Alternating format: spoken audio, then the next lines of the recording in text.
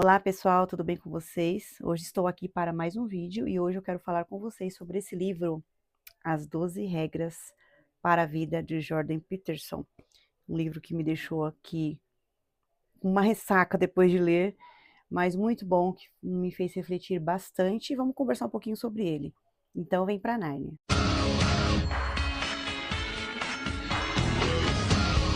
Então, gente, que para quem não conhece, né, Jordan B. Peterson é um psicólogo, né, que nasceu no Canadá e ele é renomado, né, bem conhecido e bem polêmico também por algumas coisas, algumas questões que ele bate de frente com as pessoas, só que ao mesmo tempo ele também sabe debater, ele sabe conversar com as pessoas sobre os assuntos, deixando às vezes as pessoas um pouco sem resposta, né, para certas questões polêmicas. E eu achei bem interessante esse livro, né, eu já tinha ouvido muito falar dele, 12 Regras para a Vida, um antídoto para o caos. Então, são 12 conselhos, na verdade, né, que ele dá pra gente, saber lidar com os problemas, com as dificuldades, pela experiência que ele tem também como psicólogo, né, em atender as pessoas e conversar com as pessoas. Então, ele fala um pouquinho aqui da sua experiência profissional, ele também fala um pouquinho da sua família, ele fala da sua experiência de vida, então tem muitas coisas aqui, né, tem bastante, assim, marcações que eu vou anotando mesmo com marca-texto, né, que eu acho mais importante, algumas citações importantes, mas é um livro assim que não dá para você absorver ele todo de uma vez só, sabe? Precisa ler mais vezes para poder realmente, né, entrar tudo, todos esses pensamentos aqui é difícil, né? Tem que sempre consultar para poder você relembrar o que você leu em algum momento da sua vida que as situações mudam. Então é bom você, né, e ver nas etapas da sua vida para você ver se hoje alguma coisa aqui eu tenho mais conexão com isso que ele falou. Amanhã eu vou ter com outras coisas, então é legal você sempre ter o livro aí na sua estante para você poder consultá-lo. Então, voltando aqui, né, para as 12 regras, vamos falar um pouquinho de cada uma, né, para o vídeo não ficar tão longo, porque tem uma introdução grande aqui, né, o prefácio de Norman Doidge, e falam muito sobre ele, sobre o ranço que ele tem do comunismo, né, a respeito do comunismo, sobre tudo que aconteceu. Ele cita também a respeito da Rússia, né, quando foi implantado esse comunismo. Então a gente vê aqui que ele tem bastante é, empatia pelas pessoas que sofreram, né? Então, assim, ele sabe que foi grande o sofrimento das pessoas, né, que passaram ali pelo comunismo na Rússia e que ainda é implantado em alguns países. É uma situação bem difícil, bem delicada se falar a respeito do comunismo. Ele fala bastante também. Ele fala sobre várias questões filosóficas, né? Ele filosofa muito aqui. Fala sobre literatura, compara alguns livros, inclusive Dostoiévski, Tolstói. E também ele compara a Bíblia, ele fala muitas passagens bíblicas, filosofando em cima delas. Só que com um olhar não cristão, né? Porque ele não é uma pessoa cristã. Há indícios aí que ele está se convertendo ao cristianismo, não sei se é verdade, se é especulação, mas a esposa dele sim, né, é católica, bastante católica, e ela parece que ela teve uma doença, alguma coisa assim, que fez ele ser um pouco mais tocado pela religião, mas aqui nessa escrita não tem isso, né, nessa escrita que foi antes disso, e eu acho que ele é ateu, né, não tenho certeza, mas acho que ele se considera um ateu, mas ele pega um pouquinho, então, do budismo, do cristianismo, do catolicismo, então ele vai juntando ali várias coisas da Bíblia também, ele faz uma mistura e vai filosofando em cima daquilo. Mas ele pega coisas boas, ele pega, sabe, ensinamentos bons, né? Porque todas as religiões, assim, têm alguns ensinamentos que dá pra gente é, levar, assim, isso aqui é um ensinamento bom, né? Provérbios, é, pensamentos, assim, bem antigos também. Então a gente tem que respeitar, né? O judaísmo também. Nós temos que respeitar esses pensamentos, que são pensamentos realmente que Deus inspirou também, às vezes, no coração da pessoa. Então ele fala assim sobre vários pontos das religiões. Eu, como católica, levei em consideração muito o que ele falou a respeito da Bíblia, a respeito de Jesus, mas alguns pontos eu discordo, mas respeito, né? Então vamos lá, para as regras, né? A primeira regra é costas eretas, ombros para trás. O que que ele quer dizer com isso? A sua postura, né? Como você encara a vida? Como você está diante da vida? Como você está? Você está assim, né? Cabisbaixo, um perdedor? Ou você, né, se impõe? E não só serve para as pessoas verem que você se coloca no lugar, né, no seu lugar, que você impõe respeito também serve para você também se valorizar. Então, se você chega num lugar e você chega cabisbaixo, assim, né, as pessoas vão te olhar com um olhar diferente, elas vão te ver com um olhar diferente. Não vão te valorizar tanto, porque você não está se valorizando só pela sua postura, né? A linguagem corporal é muito importante na convivência social. Então, ele compara com as lagostas, né? As lagostas que são maiores, que são mais fortes, as lagostas que se impõem mais, são aquelas que conseguem procriar, são aquelas que conseguem viver mais. Então, é um meio social, né? As lagostas que nem têm cérebro praticamente, tem, né, um minúsculo cérebro. Então, elas conseguem se impor. E imagine o ser humano, né? Um meio social, realmente a gente precisa, né? A gente está num meio que existe competição, né? Profissionalismo, no trabalho, com a sua família, às vezes você tem que se impor, falar não quando precisa ser falado. Então, é muita coisa que ele fala aqui a respeito da postura, né? Como a gente se coloca diante das pessoas, como a gente se enxerga diante do mundo. É muito, muito interessante. Então, assim, as pessoas acabam ficando com depressão, né? Tem que tomar remédio com serotonina, que é o hormônio da felicidade, para ficar mais alegre. Às vezes a gente precisa encarar a vida, né? E há outros meios a gente conseguir essa serotonina, né? Como fazendo exercício físico, fazendo algum hobby que você gosta, trabalhos manuais. Então, tem muitas coisas que podem fazer a gente melhorar essa serotonina e encarar a vida de uma maneira melhor. Então, é muito, muito legal a gente olhar para si mesmo e pensar, eu sou capaz de fazer essas coisas, eu sou capaz de enfrentar esses problemas, não só se ver como vítima, como coitadinho. As pessoas não querem ver vítimas, as pessoas querem ver pessoas que lutam, né? Então, é um grande incentivo essa regra também. E as lagostas, elas são anteriores aos dinossauros, então para você ver, até milhares de anos, milhões de anos, não sei, há muito tempo já existe essa competição, né, entre lagostas. E a gente vê também com os homens, né? Os homens têm esse hormônio maior da competição, né? O hormônio masculino, eles são mais competitivos. Querendo ou não, as mulheres vão buscar homens que têm essa fortaleza, né? Para proporcionar para elas essa segurança. Elas não vão querer homens fracos, elas vão querer homens fortes, pelo menos a maioria. Né? Não vai querer sustentar homem fraco, elas vão querer ser apoiadas. E a segunda regra é: cuide de si mesmo como cuidaria de alguém sob a sua responsabilidade. Até ele citou que às vezes a gente cuida de um animalzinho, né? Quando o médico fala assim, o veterinário fala, esse animalzinho tem que tomar esses remédios, tem que fazer isso, a gente vai lá e faz, né? Com muita vontade e com determinação. Mas às vezes quando o médico fala para nós tomarmos o remédio, ele fala, toma a porcaria do remédio, gente. O médico fala, tá falando para você tomar. E às vezes a gente não toma, a gente deixa para depois, a gente não faz as coisas que tem que fazer. Então, às vezes, a gente deixa de cuidar de nós mesmos. Quando é para o outro, às vezes a gente cuida melhor do que quando é para cuidar de nós mesmos. E também o comodismo, né? E lembra do Hobbit. O Hobbit tá ali cômodo no condado, né? Quem já leu o Hobbit sabe que ele mora no condado, um lugar bonito, né? Um lugar de segurança. Como a nossa casa, né? A nossa segurança. E aí ele não quer partir para a aventura. Mas a gente tem que partir. A nossa vida não é estável o tempo inteiro. A gente tem que saber lidar, né, com o caos e a ordem ao mesmo tempo. Tem a ordem, temos o caos vivendo, convivendo o tempo inteiro conosco. E a gente tem que aprender a cuidar de nós mesmos e seguir em frente. Então, às vezes, a gente esquece disso, né? Não só pensar no outro, como as mães, né? Às vezes pensam muito nos filhos e acabam deixando de cuidar delas mesmas. Então, esse é um grande exemplo. A gente precisa partir para frente, mas a gente precisa se cuidar. Nosso corpo é templo do Espírito Santo, né? O nosso corpo, a gente precisa ter cuidados pessoais, fazer exercício, a nossa alimentação. Então, às vezes a gente.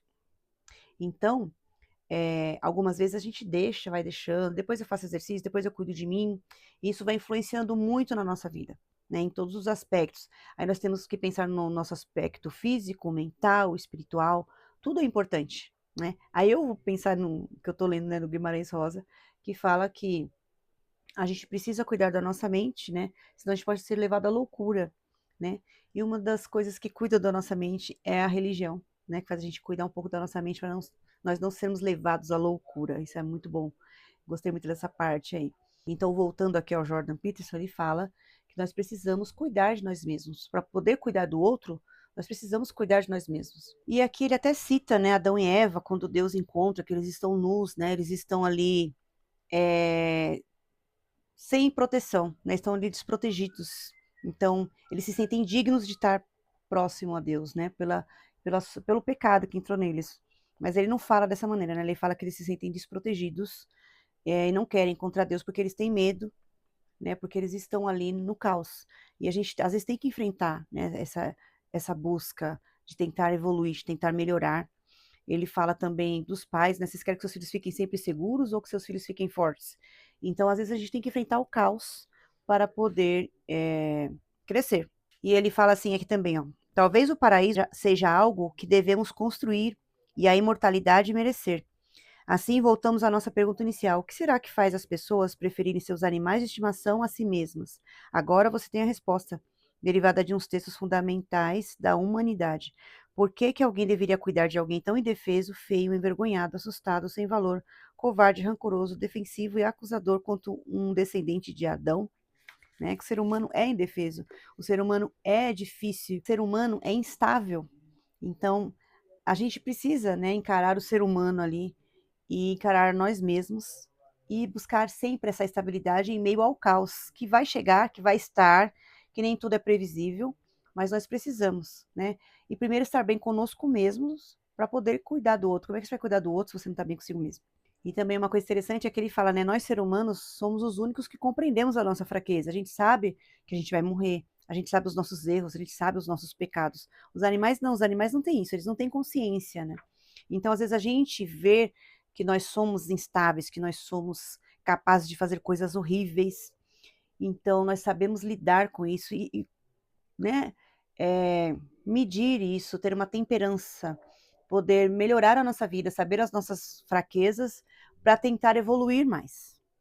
Não ficar ali parado na mesa, mas evoluir, mas lidar com elas e superá-las, né? E sempre enfrentando os novos desafios. Isso é ser humano. E aí nós temos a regra 3, que é seja amigo de pessoas que queiram o melhor para você. Às vezes a gente não é, né? Às vezes a gente aceita as pessoas e por insegurança acaba aceitando tudo. E não é assim. A gente precisa buscar pessoas que possam nos fazer crescer, nos fazer melhorar, né? Mostrar que a gente é capaz, nos incentivar. Isso é importante para a gente ter alguém assim. Ele até comenta aqui, né, na sua adolescência, com seus amigos, com o amigo que ele tinha lá, que se envolvia com drogas, e começava a fazer coisas erradas. Ele morava no interior, mas eles iam fazer coisas erradas, e ele não gostava, né? Ele se afastava um pouco. Só que ele teve que aprender. E às vezes é cômodo a gente querer estar com um amigo que a gente vê que a gente não precisa fazer nada para agradar esse amigo. A gente está um pouco acima, né? E aquele amigo que precisa nos agradar. E não é assim. A gente tem que estar com amigos que a gente precisa chegar ao patamar dele, né? Buscar também o que ele está buscando, que a gente possa admirá-lo. E não é tão fácil. Às vezes a gente fica acomodado, a gente não se acha capaz, a gente acha tá bom assim mesmo, né? Assim mesmo e tudo bem. Mas às vezes a gente precisa arrumar amizades desafiadoras mesmo, que falar, ó, vamos estudar, vamos fazer isso. Então ele falou que quando entrou na faculdade arrumou amigos que tinham e que se competiam mesmo, que tinham que estudar, vamos lá estudar junto. Então fez ele ser motivado a também estudar, a fazer melhor.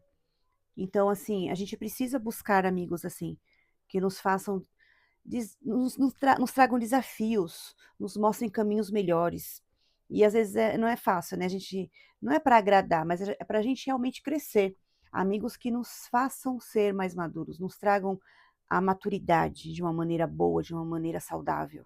E tenho aqui uma citação bem legal a respeito disso. Ele fala assim, ó: eis algo para se considerar. Se você tem um amigo cuja amizade não recomendaria a sua irmã ao seu pai ou filho, por que teria tal amizade para si mesmo? Então, por que que eu vou ter uma amizade que eu não recomendo essa amizade para minha família, nem para minha irmã, nem para o meu pai? Por que que eu vou ter uma amizade dessa? Então, aqui falando mais para os jovens, né, nessa etapa de vida aqui, até para os adultos, né, tem adultos que são muito imaturos, porque você vai ter um amigo no seu trabalho que ele não pode ter amizade com a sua família, que você não quer que a sua esposa conheça, que você não quer que seu marido conheça. Então, essa amizade não é boa, porque você vai ter uma amizade que você não quer que o seu irmão ou sua irmã tenha contato com ele. Por quê? Então, essa amizade não é boa. Então, por que você vai querer ter uma amizade dessa? Né? Então, isso que ele estava falando aqui, sobre as amizades, que ele também teve algumas assim, e que ele viu que não valeu a pena, como cresceu esse adolescente, como que adulto que se tornou esse adolescente. Até teve um aqui mais pra frente que a gente vai ver como foi o final da vida desse adulto, que era um adolescente inconsequente. Então, por que você vai querer amizades assim, que te levam para baixo, que possa fazer você também se tornar uma pessoa pior? A gente precisa estar perto de pessoas que nos tornam melhores, né? Que nos tornem melhores. E a regra 4 é: compare a si mesmo com quem você foi ontem, não com quem outra pessoa é hoje, né? A gente às vezes se compara com outras pessoas. A gente tem que se comparar com nós mesmos antes, como eu era antes, como eu tô crescendo, como eu tô evoluindo. Porque às vezes a gente pode se comparar também com essas pessoas e falar e pensar assim, nossa, eu sou incapaz, eu não vou chegar nesse patamar dessa pessoa, eu não vou chegar no auge que essa pessoa seguiu. Só que ela tem a individualidade dela, ela tem a vida dela, ela conseguiu chegar ali por várias questões. Por ela, pelo meio em que ela vive, por tudo que ela estudou, por tudo que ela aprendeu, por onde os caminhos que ela trilhou. Não são os caminhos que nós iremos trilhar. Então, aqui a gente não pode se comparar com outras pessoas. A gente tem que sim seguir exemplos, mas temos que nos comparar. Como eu estava antes? Eu estou evoluindo? Eu estou crescendo? O que, que eu estou fazendo para evoluir? E aí ver, olha como eu era antes, como eu estava antes. Eu ainda tinha muita coisa ali que não estava indo certo, que eu não sabia. E hoje, se eu soubesse disso aqui agora, quando eu era mais nova, quando eu era mais novo, né? E agora eu sei, agora eu estou crescendo. É isso que a gente tem que fazer, olhar para nós mesmos e falar: eu estou evoluindo a cada dia, o que eu estou fazendo para evoluir a cada dia? Qual o passo que eu estou dando a cada dia para poder melhorar a minha vida? E assim, essa parte me pegou bastante, né? Porque a gente precisa ter foco. O que que eu quero da minha vida? O que que eu quero realmente fazer da minha vida? Quais são os passinhos? Ele fala assim, ó: 500 pequenas decisões, 500 ações minúsculas compõem o seu dia, hoje e sempre. Você seria capaz de focar uma ou duas dessas para um resultado melhor? O que que eu estou fazendo para melhorar o meu resultado? O que que eu estou fazendo para isso acontecer? Estou fazendo só foco. Ele até fala de um vídeo aqui, né? Que ele mostra as pessoas procurando ali um grupo, uma roda, que estão ali jogando uma bola, uma coisa assim. E aí ele fala: foca nisso. E as pessoas não percebem que no meio disso tudo vai passar um gorila no meio deles. E a pessoa, como está focando numa coisa só, ela não consegue ver esse gorila. Então, às vezes, a gente não está focando no que é certo, no que a gente precisa focar realmente. A gente só foca no problema, a gente só foca nas dificuldades, e às vezes a gente não está focando no que eu estou fazendo para subir cada degrau ali dos meus sonhos, né? De fazer de realmente realizar aquilo que eu quero. O que que eu estou fazendo a respeito disso? Agora essa parte é bem interessante, ó. Imagine que você seja infeliz. Você não está conseguindo o que precisa. Ironicamente, isso pode se dar em razão do que você quer. Você está cego por causa do seu desejo. Talvez aquilo de que realmente precisa esteja bem na frente dos seus olhos, mas você não consegue ver por causa do que tem em foco no momento. Então, a questão do gorila. A gente não está enxergando porque a gente não está com foco no que realmente a gente precisa. É necessário abrir mão de algumas coisas durante a jornada, morro acima. Então a gente vai numa jornada, né? Na nossa jornada, a gente tá com uma bolsa cheia. Será que a gente não tem que soltar algumas coisas para poder subir esse morro, para ficar mais leve, para poder ir em frente, né? Completar ali a nossa jornada? Será que a gente não quer soltar nada que tem ali? Então, o que que a gente está focando no que a gente está buscando? Será que a gente não quer largar nada, deixar nada, para poder correr atrás do que realmente é importante para nós? E é engraçado que ele puxa a nossa orelha, ele fala assim, ó: tem que esquadrinhar sua psique, tem que limpar a porcaria toda, e deve ter cuidado, porque tornar sua vida melhor significa assumir muitas responsabilidades. Isso requer mais esforço, cuidado, do que viver estupidamente na dor e continuar sendo arrogante, desonesto e ressentido. Qual a porcaria que a gente tem que jogar fora? Vamos pensar aí. Então a gente tem que pensar, eu quero uma vida melhor. Eu quero ir para outro ritmo. Ele falou até tomar conta do ritmo da dança. A gente tem que querer, a gente tem que buscar, né? Tratar isso, buscar realmente. E aí ele também comenta da religião, né? A religião busca o que é o certo, né? Tem o certo e o errado, o bem e o mal. Você está focando no bem? Você está buscando o que é o bem? Você tem um foco em alguma coisa? Ele fala assim: você não consegue focar nada se for completamente indisciplinado e ignorante. A gente tem que buscar, né? Ele cita Platão aqui, né? Que Platão nomeou de o bem, né? O comportamento correto. O que eu estou fazendo? Estou procurando agir de uma forma correta para que lá na frente eu falo, segui, eu fiz o que é certo.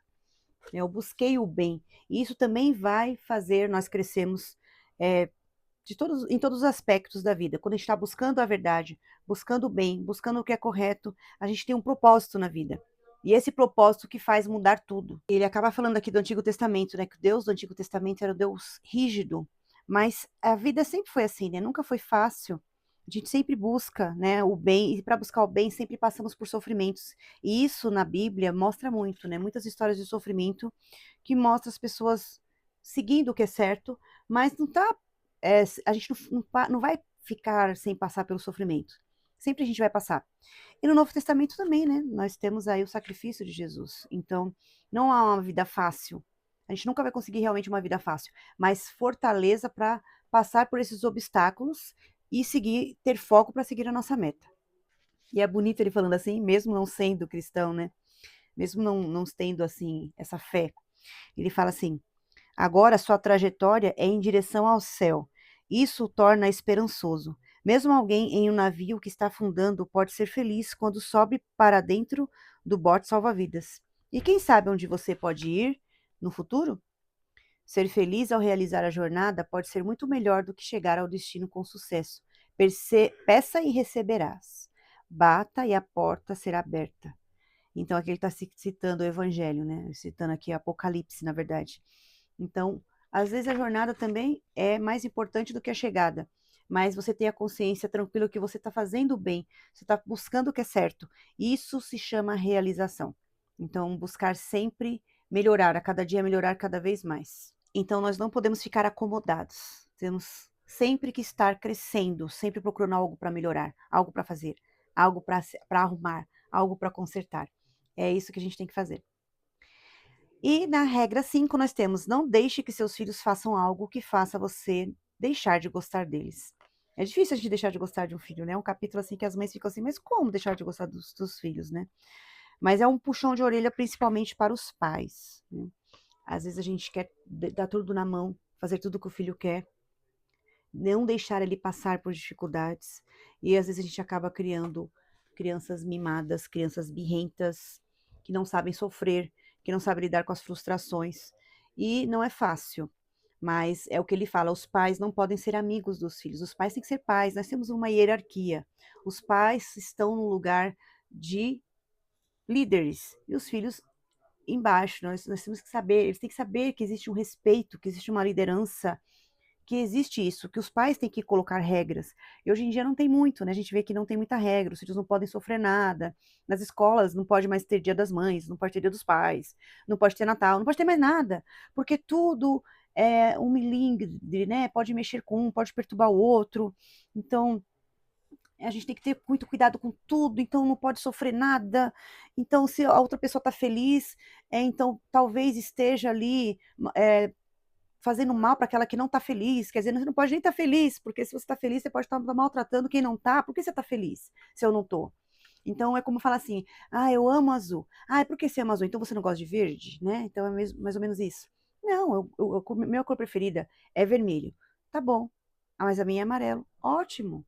Mas não, se você gosta de vermelho, então você não gosta de amarelo, né? A nossa sociedade está assim.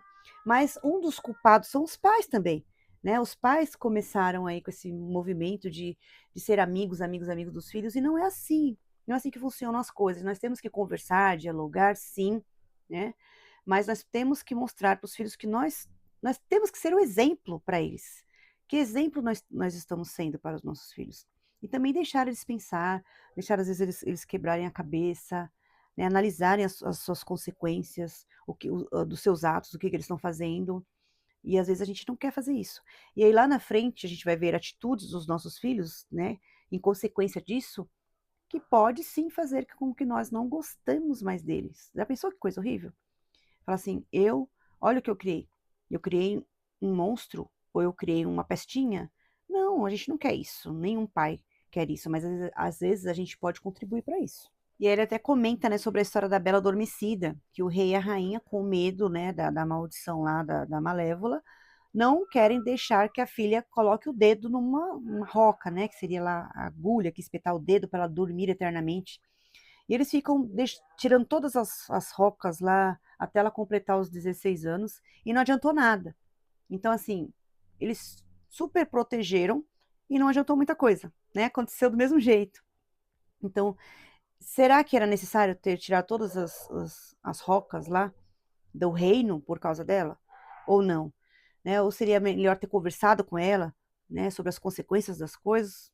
Ela nem estava sabendo, né? Quando aconteceu lá, ela nem parece que não sabia o motivo de não poder colocar o dedo ali naquela agulha, né? Então, ele cita também isso, é bem interessante, porque às vezes a gente quer super proteger os nossos filhos e às vezes a gente não deixa eles assumirem as responsabilidades que eles precisam assumir, as consequências do que eles fazem. Às vezes a gente quer evitar tudo e acaba desencorajando os nossos filhos, deixando eles com medo, com traumas, inseguros. Então, esse é um belo puxão de orelha para mim, para você como mãe, né? A gente tem que colocar limites, tem que impor sim limites e não deixar que eles fiquem inseguros. Eles acabam ficando inseguros com tudo, né? A gente não tá para sempre aqui. Então a gente tem que formar filhos fortes que saibam lidar com o mundo lá fora. Então nós precisamos tornar os nossos filhos socialmente educados, né? Como é bom a gente ver uma criança educada, quando a gente encontra uma criança que ela sabe ter educação. Então, a gente precisa prepará-las para a sociedade e também estar junto, né? Às vezes o pai tem aquela dor na consciência que está trabalhando demais, a mãe trabalha demais, não tem tempo para estar junto, não faz presença, e quer dar presente, agradar, mimar, mas na verdade não ser presença. A gente acaba estragando os nossos filhos a respeito disso. Então temos que estar juntos para é, auxiliá-los, mas não fazer o caminho por eles. A gente tem que empurrá-los para que eles possam fazer os seus caminhos sozinhos, né? Com seus dons, com as suas vocações, diferentes das nossas, que não são iguais. A gente não pode impor essas coisas aos nossos filhos. A gente precisa saber que eles têm as vocações deles, eles têm as metas de vida deles, os sonhos. Nós precisamos dar força, aconselhar sim, mas não podar. E a regra 6 é: deixe sua casa em perfeita ordem antes de criticar o mundo. Então, e aí é um capítulo bem pesado, né? Uma questão bem pesada, porque ele fala de pessoas que assassinos em série, né? Suicidas que matam muitas pessoas, porque eles têm aquele ódio dentro deles, aquele ódio do ser humano.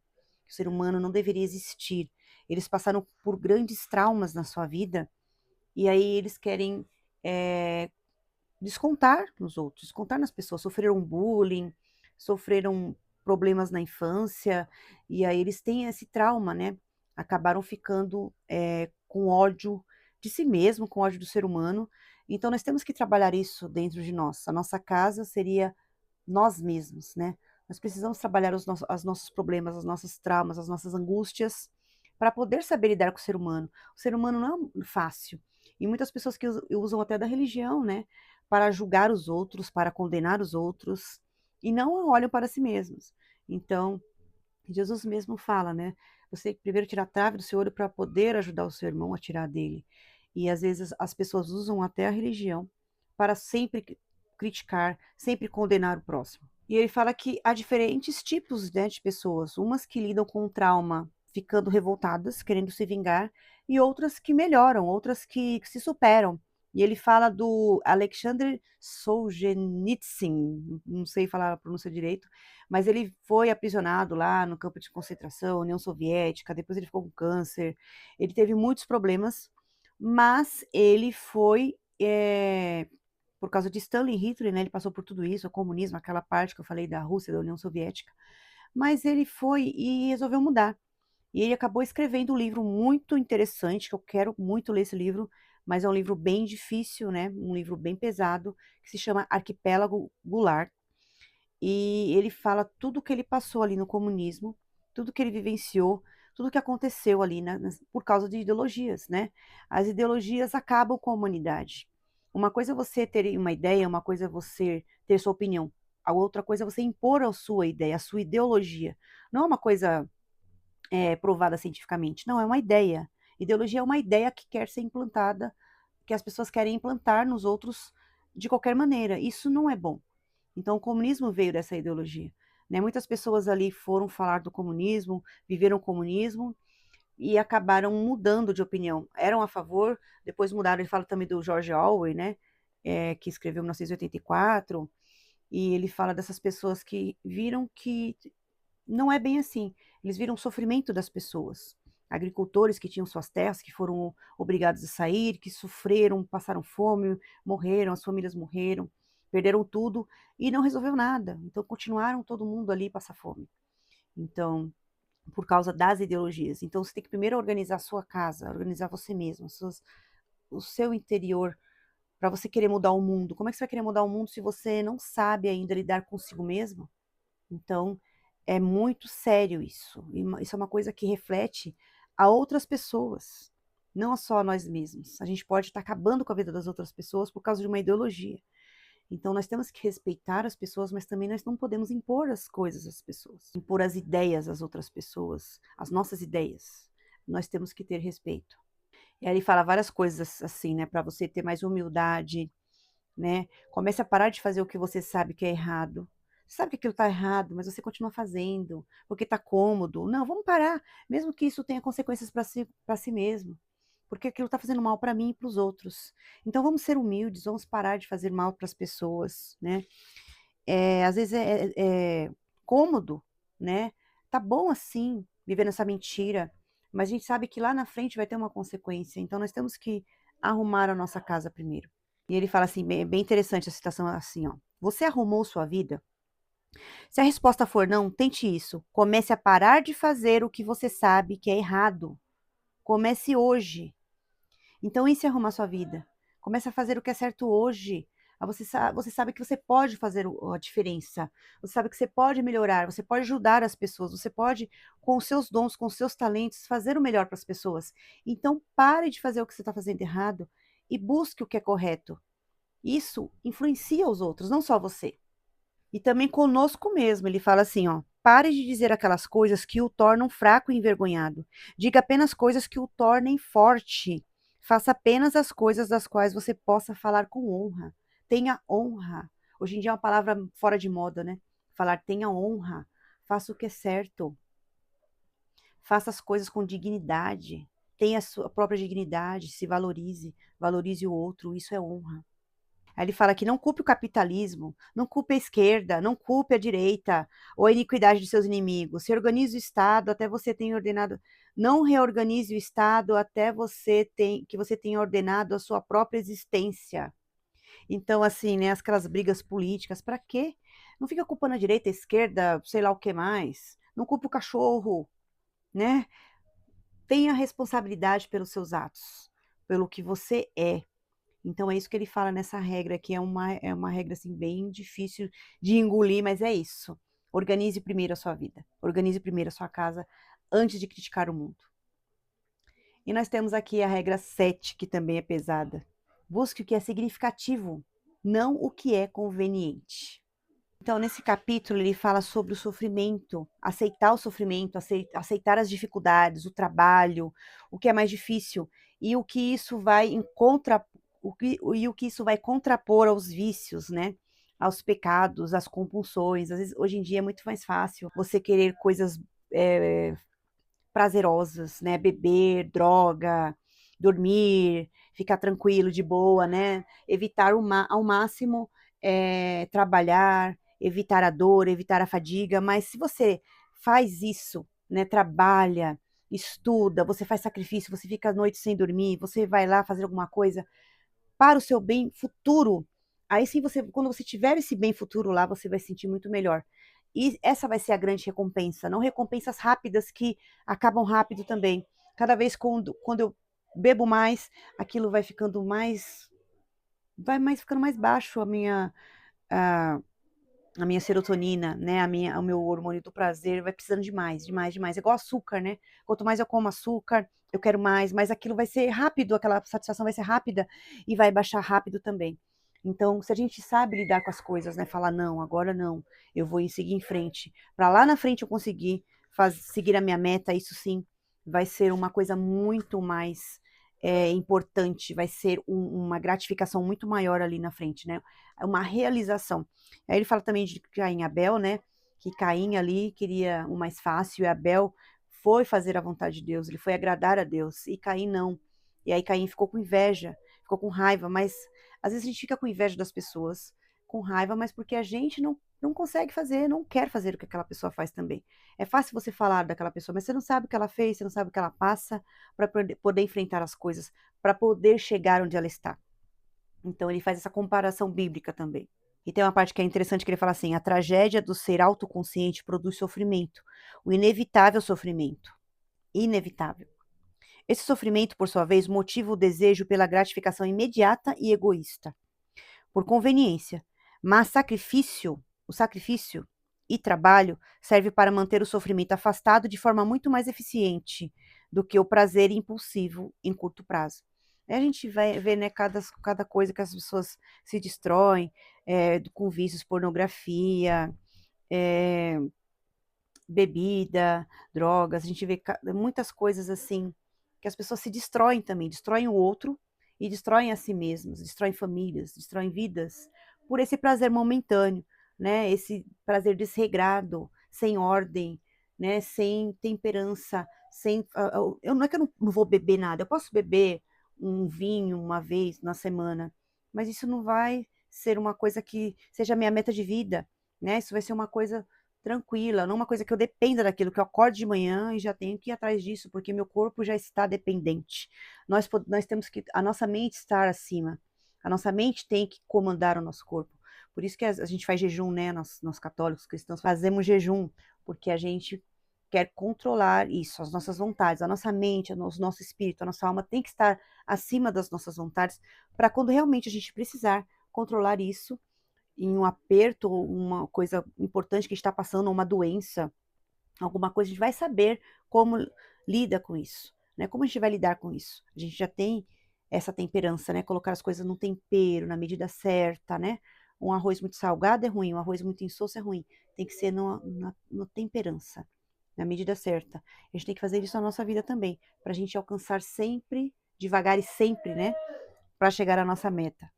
E às vezes a gente passa, né, pelas coisas ruins, como ele fala aqui de Auschwitz, né, que é sobre a Segunda Guerra, né, que não deveria haver poesia. Sim, devia haver poesia sobre isso, né, sobre como o ser humano superou a guerra, como o ser humano supera as coisas difíceis. É uma poesia. O ser humano superar, o ser humano passar por cima de todos esses problemas, esses sofrimentos e conseguir seguir em frente, a humanidade conseguir, né? Muitos ficaram para trás, mas muitos continuaram em frente, aprenderam com os erros. É isso que a gente quer, né? Que a gente enfrente o mal. Ele também fala aqui do deserto, Jesus sendo tentado, Jesus usando a palavra para confrontar o mal. E a gente precisa fazer isso, confrontar o mal, confrontar as nossas más tendências, né? Confrontar nós mesmos, né? Passar por cima de nós mesmos para buscar a nossa melhor versão. A gente precisa buscar o que é de melhor em nós, né? Mesmo passando pelos sacrifícios, pelas dificuldades, nós temos que buscar o que é melhor em nós, para o outro e para nós mesmos. E ele fala um pouquinho do cristianismo aqui, né? Ele fala do cristianismo e seus problemas, né? Ele fala assim: a doutrina cristã elevou a alma individual, colocando o escravo e o mestre, o plebeu e o nobre, igualmente na mesma base metafísica, considerando-os iguais perante a lei. Então, falando que o cristianismo é a única religião que coloca todo mundo no mesmo patamar, ninguém é melhor do que ninguém, né? A sociedade produzida pelo cristianismo era muito menos cruel do que as pagãs, mesmo a romana, que ela substituiu. Então, ele está falando aqui coisas boas a respeito do cristianismo, mas tem essa parte aqui que eu faço uma ressalva, né? Que ele fala assim: a crença dogmática nos axiomas, não sei se é axiomas centrais do cristianismo, de que a crucifixão de Cristo redimiu o mundo, de que a salvação foi reservada para o além, de que a salvação não poderia ser alcançada através de obras. Teve 3 consequências mutuamente consolidantes. A primeira, a desvalorização do significado da vida terrena, que a pessoa não liga mais à vida terrena, já que a salvação é solar, né?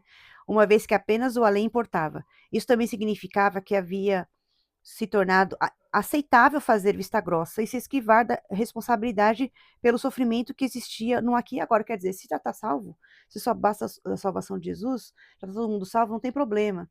Vamos fazer vista grossa aqui para os erros da humanidade. A segunda, a aceitação passiva do status quo, porque a salvação não poderia ser conquistada de jeito nenhum através do esforço nesta vida.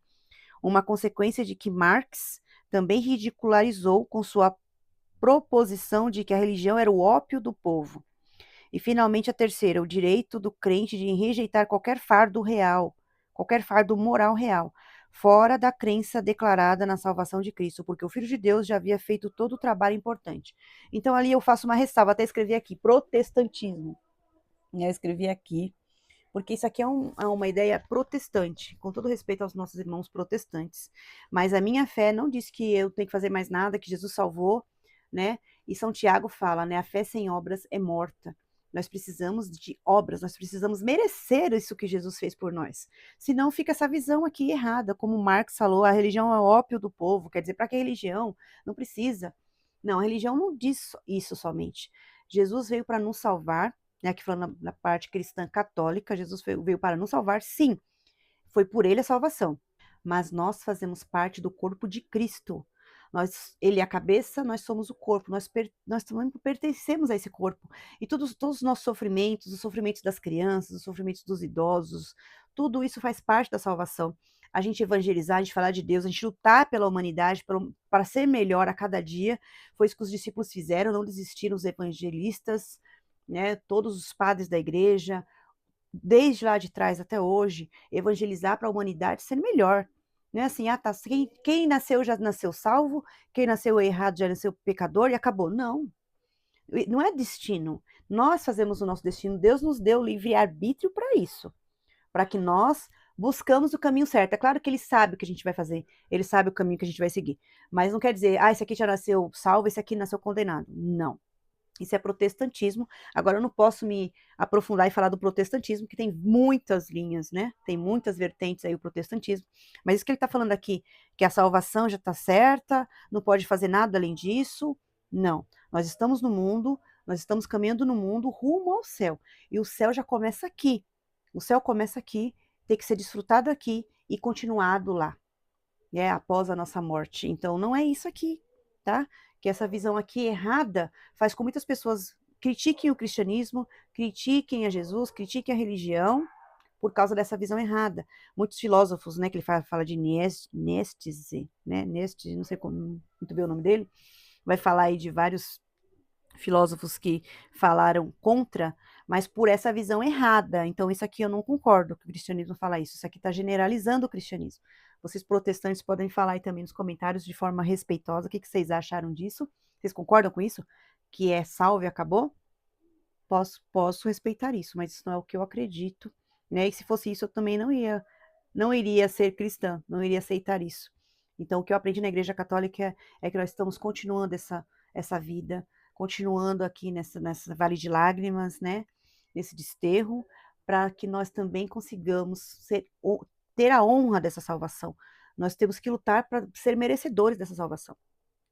Ele vai falar também aqui dos irmãos Karamazov, né? De Dostoiévski, maravilhoso. Ele vai falar dos 2 irmãos, um que tem fé e o outro que não tem fé. Que o filósofo é Nietzsche, né? Embora seja brilhante, permite-se a raiva, mas talvez não há equilíbrio suficiente com o juízo. É aqui onde Dostoiévski verdadeiramente transcende Nietzsche, na minha avaliação, onde a grande literatura de Dostoiévski transcende a mera filosofia de Nietzsche. Por quê?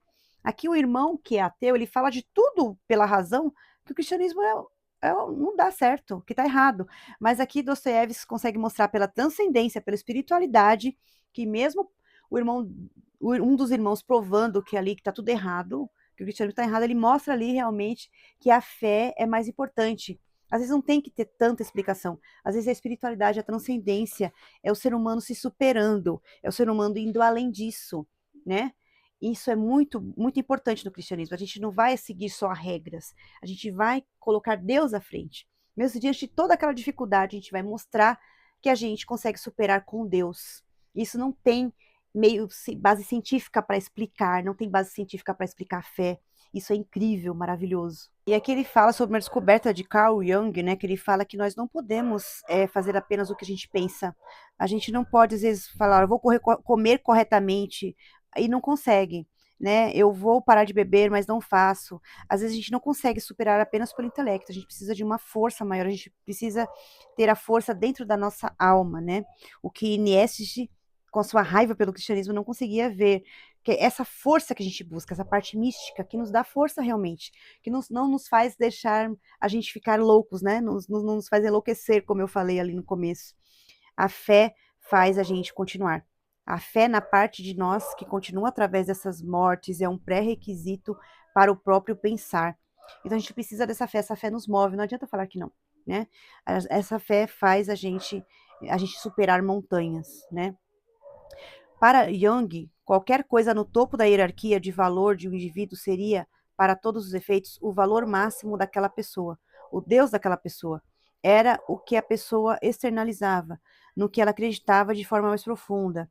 Então, por que ele está falando isso? Às vezes a gente fala, eu sou ateu, mas eu tenho uma idolatria dentro do ateísmo, porque eu acredito nisso tanto que isso está acima do que eu gosto, está acima de mim. Então virou o Deus dessa pessoa. Essa é a verdadeira idolatria. Mesmo os ateus podem ser idólatras.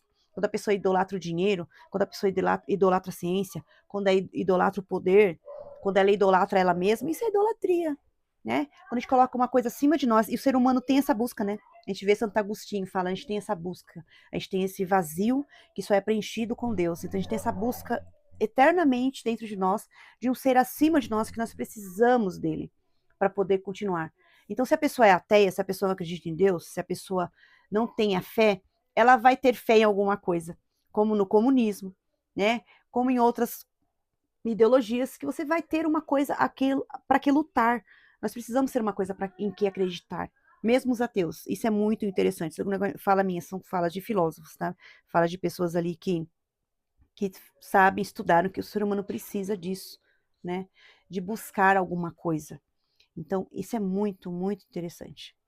Aí ele termina falando assim: o significado é o caminho, a senda da vida mais abundante, o lugar em que você vive quando é guiado pelo amor e fala a verdade, e quando nada do que você deseja ou poderia desejar será mais importante. Busque o que é significativo, não o que é conveniente. Então não vamos ficar na mesmice, na conveniência. A gente tem que buscar o que realmente nós acreditamos, buscar a verdade, buscar o que realmente tem significado na nossa vida. Isso é muito, muito profundo. Aí nós temos aqui a regra 8, né? Diga a verdade ou pelo menos não minta. Então é interessante também que às vezes a gente se manipula os outros, mente para nós mesmos, né? Não queremos enxergar o que está acontecendo, ou mentimos para nós mesmos, que não queremos enxergar que aquele casamento acabou, que aquele trabalho já era, que aquela vida nossa precisa ser mudada, que nós precisamos sair daquela mentira da nossa própria vida, ou parar de enganar as pessoas. Então ele fala assim coisas muito importantes, a falsidade, né? Ó, é a falsidade que deixa as pessoas miseráveis, a um ponto em que não podem suportar. Então, às vezes, a pessoa não consegue nem suportar a ela mesma mais. Isso causa vários problemas. Às vezes, a gente quer mentir para nós mesmos, para poder enganar, para poder não passar por aquilo, para poder não enxergar. Não, vai ser tão difícil se eu fizer isso, vai ser tão difícil se eu enfrentar aquilo. Mas uma hora vai desmoronar, uma hora vai cair, uma hora vai. Se aquilo está prestes a desmoronar, não adianta você fingir que não está. Uma hora vai desmoronar. E nós precisamos enfrentar essa verdade.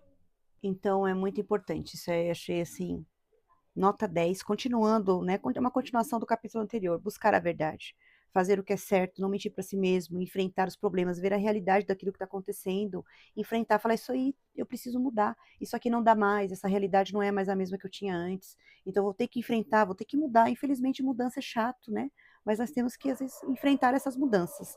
E ele fala assim: a verdade floresce sempre renovada das fontes mais profundas do ser. Evitará que sua alma murche e morra enquanto passa pela inevitável tragédia da vida. Se sua vida não é o que poderia ser, experimente dizer a verdade. Se você se prende demais a uma ideologia ou se remoe no niilismo, experimente dizer a verdade. Se você se sente fraco e rejeitado, desesperado e confuso, experimente dizer a verdade. No paraíso, todos dizem a verdade. É isso que torna o paraíso ser o paraíso, né? Então, fale a verdade ou pelo menos não minta, nem para os outros, nem para si mesmo. Isso se chama também honra, ética, respeito. A regra 9 é: presuma que a pessoa com quem você está conversando possa saber algo que você não sabe. Às vezes é preciso ouvir. A gente às vezes quer falar, falar, falar, falar e não ouve as pessoas, né? Ele fala que Freud inventou, né, a psicanálise ali de ficar sentado de costa para o paciente, porque o paciente não precisava nem olhar a expressão dele, o que ele estava pensando. Ele só precisava escutar. E aí a pessoa falar, falar, às vezes nem precisava ouvir muita coisa. Só dela falar, ela já conseguia resolver alguma coisa ela mesma, só de falar. Só de a pessoa, de ter alguém ali estando disposta a ouvi-la.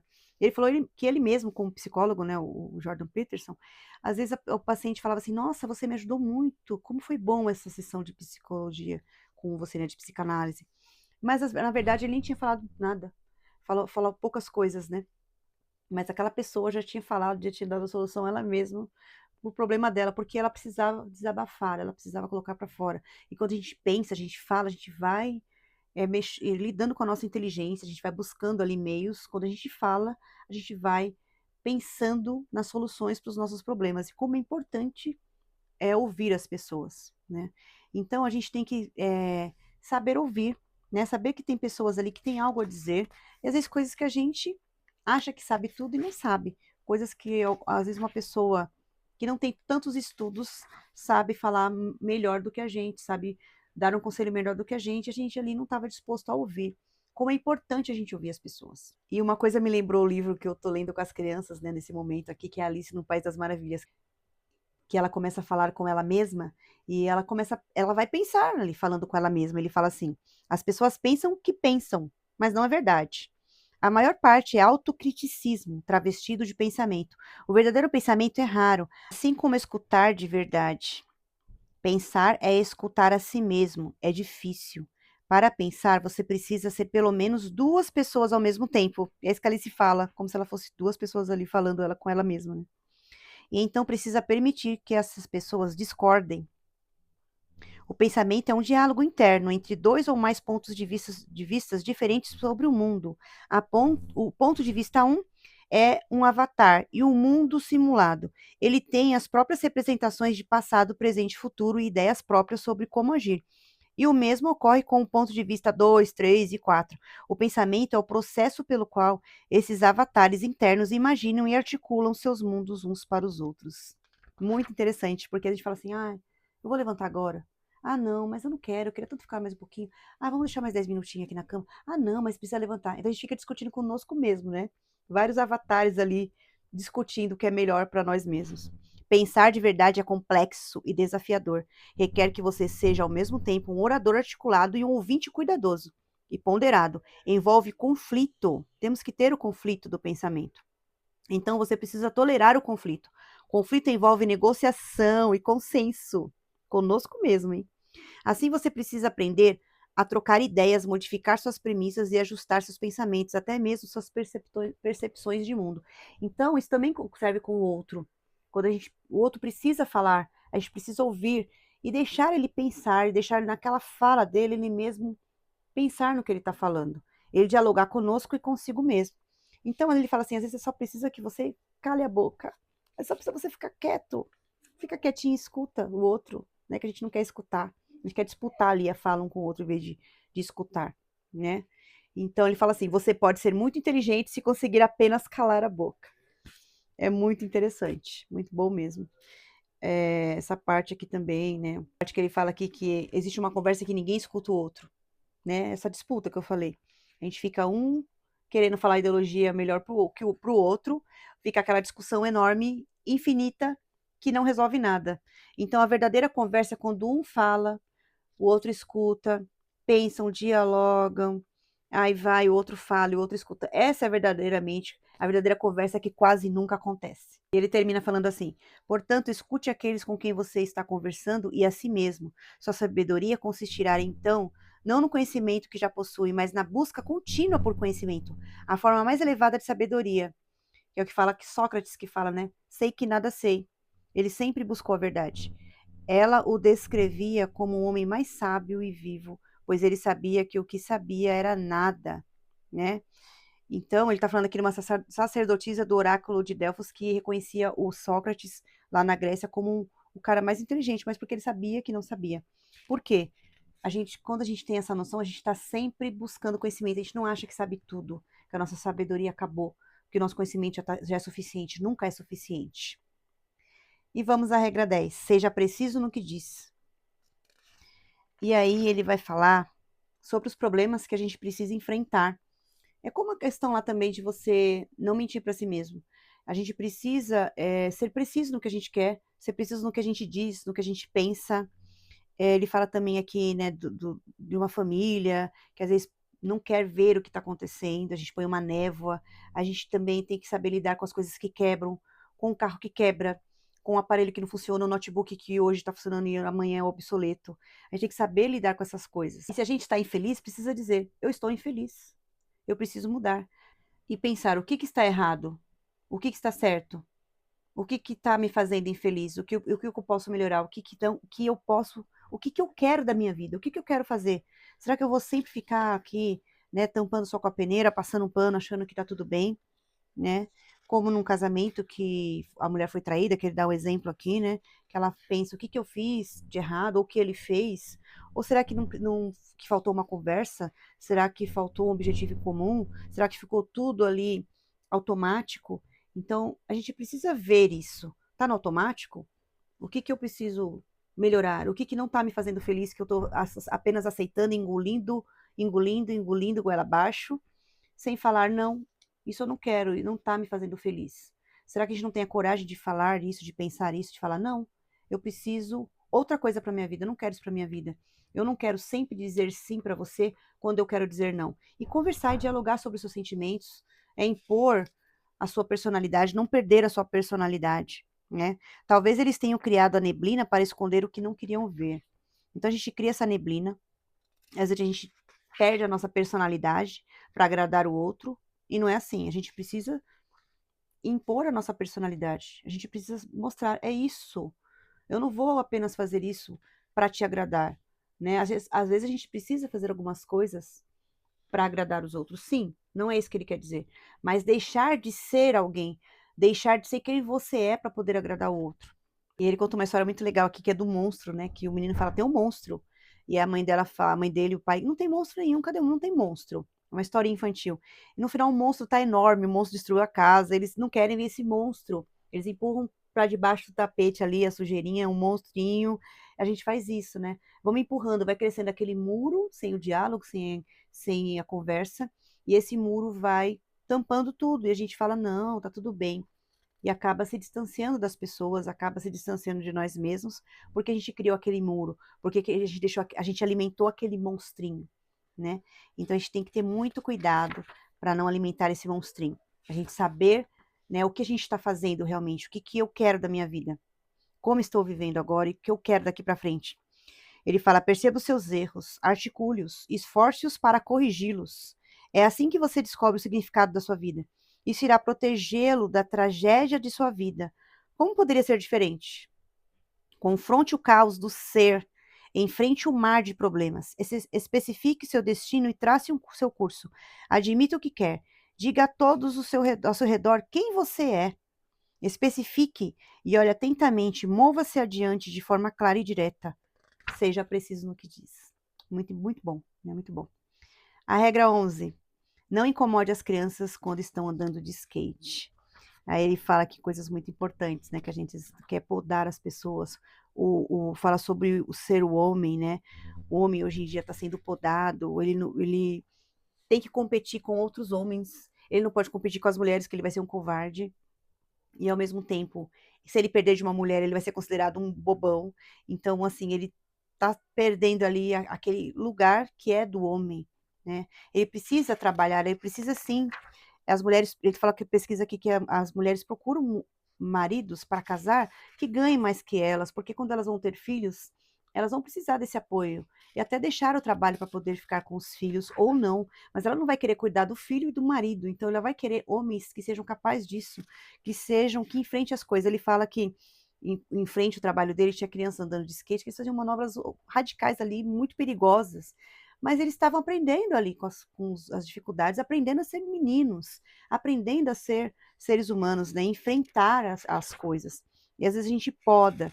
Aí ele também faz uma grave crítica às mulheres, às mães, né, que querem cuidar dos filhos, não deixar eles sofrerem, como ele falou lá anteriormente. Ele fala de algumas mães, né, a mãe da Rapunzel, que a gente vê também, né, que ficou, né, sempre podando ali a menina, pensando nelas, mães narcisistas, que querem os filhos como se fosse um bibelô, né, que não vão ficar para sempre com elas.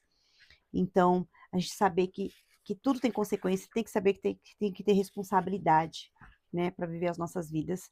E os nossos filhos, eles têm que viver a vida deles, né? Ele fala as minorias, mas e se for ver a individualidade de cada um, né?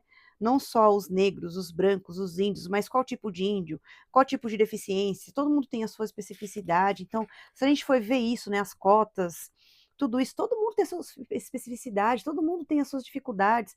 Todo mundo tem seu individualismo e a sua individualidade, então ninguém é igual, né? Os meninos não vão ser nunca igual às meninas, ninguém é igual a ninguém.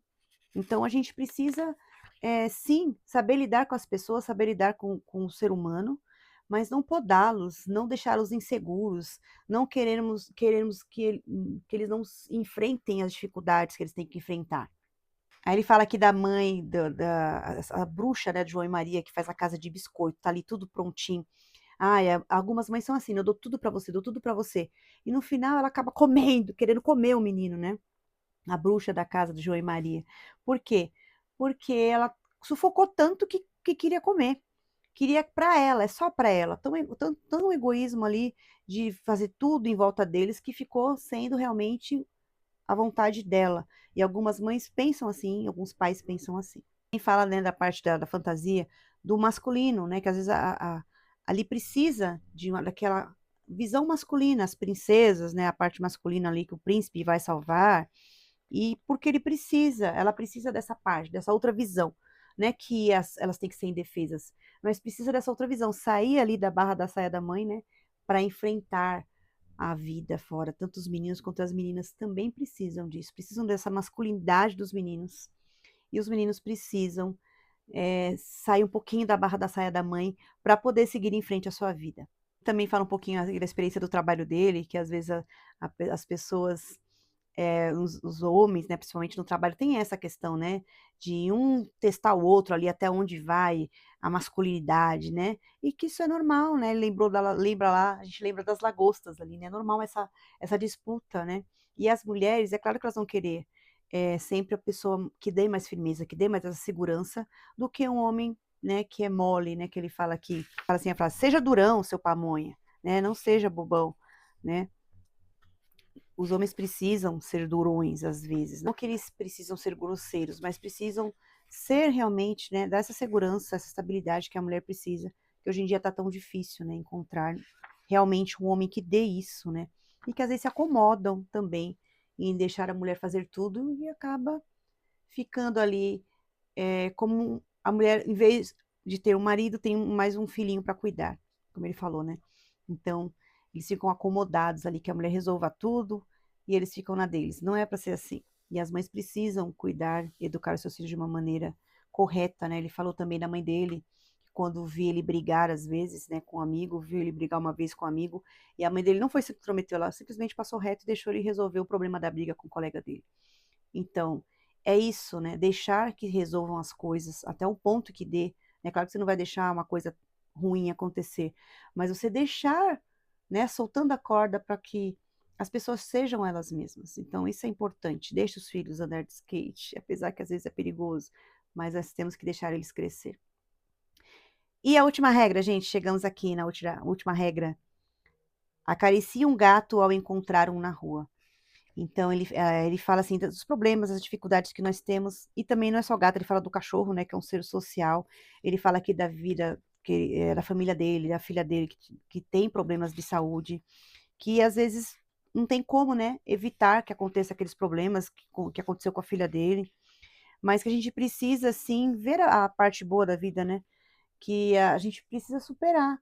E às vezes a gente precisa buscar essas partes boas. E como você vê um gato na rua, quando você vê uma coisa boa, um céu azul, coisas boas que a gente tem que vivenciar na nossa vida, apesar de tudo, apesar das dificuldades que a gente não pode evitar, mas a gente tem que, apesar de tudo isso, enfrentar essas dificuldades. A gente precisa, né? Aí ele fala aqui de Dostoiévski de novo, né? Notas do Submundo. Ele fala assim: Dostoiévski expressa essa ideia muito claramente na voz do personagem protagonista de Notas do Submundo. Veja, portanto, você pode dizer o que for sobre a história mundial, qualquer coisa que a imaginação mais mórbida possa criar, isto é, com exceção de uma coisa. Não pode dizer que a história mundial é sensata. O ser humano é difícil, o ser humano é complicado, há coisas que fogem da nossa alçada, que fogem do nosso controle, e é assim mesmo.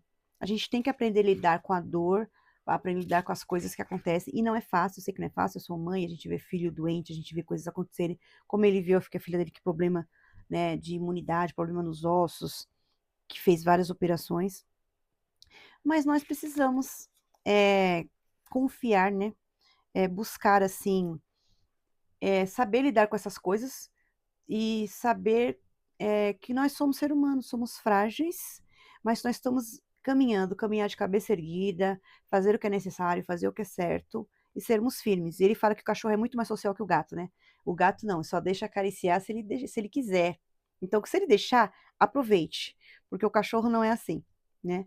É muito interessante, é muito legal você dar valor a essas pequenas coisas da vida, né? Ver uma menina dançando um balé, eh 10 minutinhos para fazer uma coisa, uma piada, contar uma piada para os amigos, né? Ver um episódio de uma série que você gosta.